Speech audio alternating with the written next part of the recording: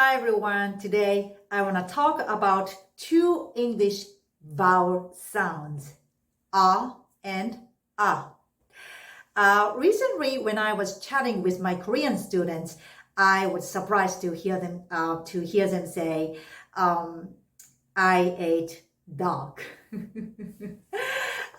Few Koreans consume dog meat nowadays. I was taken aback and I asked them to repeat what they said. But again, they said, I ate dog.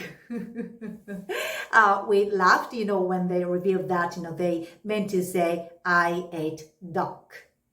The key to correctly pronouncing these, two sounds is to pay attention to the position of your jaw and tongue. Okay, so for like as in father, you need to drop your jaw a lot. Okay, okay, and your tongue should be relaxed. And for like in up, you should drop your jaw slightly, only the width of one finger.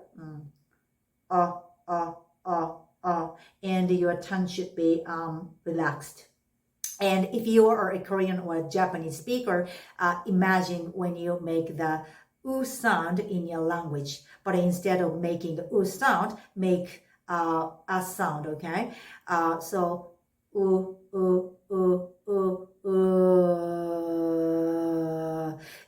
When I make U sound, the sound is concentrated around here, but when I make a sound, the sound is here, my throat. That is the difference, I think. Okay, all right, let's practice by using minimal pairs. All right, let's do it. Cup, cup, cup, cup. Gut, gut, gut, gut. Stock, stock, stock, stock. And this is not a minimal pair, but we have to do it. Dog, duck, dog, duck.